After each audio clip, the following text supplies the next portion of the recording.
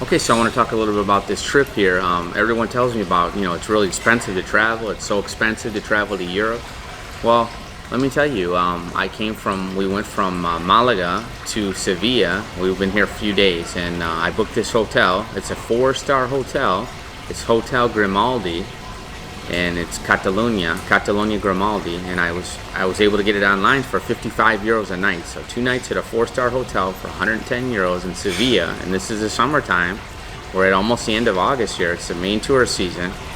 We took the blah blah car from Malaga to Sevilla, which is pretty far. It's like 200 kilometers, I think, something like that. It was around over 2-hour drive. Nice scenic route.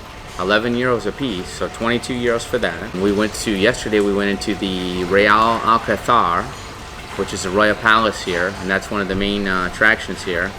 And that was cost me 13 euros, and my son is under 16, so it only cost €1 the entry. Now they wanted to see his passport, so keep that in mind to prove his age. So, and I've been going to tapas bars and things like that, and sometimes we'll go to these restaurants, and last night we had pizza.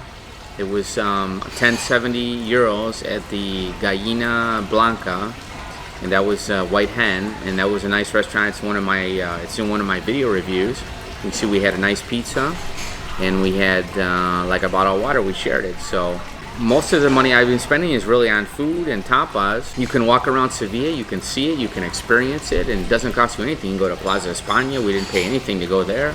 You can see most of the town. Today we're going to go to the cathedral.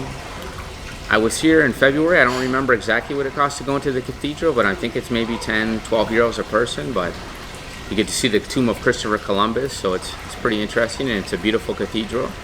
It's the largest Gothic cathedral in the world, so you don't have to spend a fortune. You can travel Europe, you can have a good time, you don't have to spend a fortune.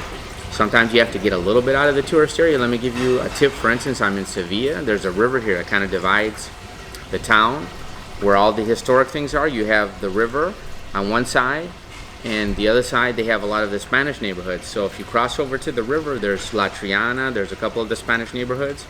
Very close to the river, it's a little more pricey, but if you go a few blocks away, you can save a lot of money. We were finding quite a bit cheaper prices at a block or two away from the river, more Spanish neighborhoods. So learn a little bit of Spanish. Don't be afraid to explore a little bit outside of the tourist zone. Andalusia is very safe. Spain, the south of Spain, Sevilla, Malaga. So you can explore. You can go to a few restaurants. I like to find a place where there's a lot of local Spanish people.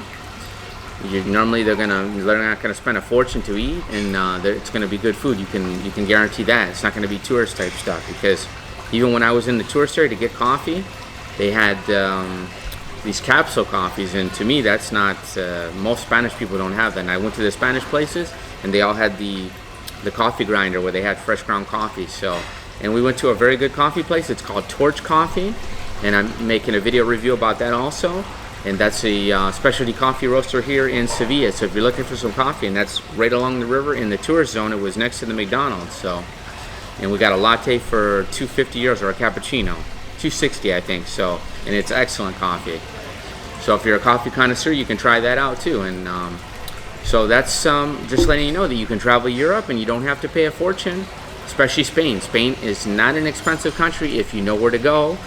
If you go to the tourist zones, yes, you can pay a lot of money.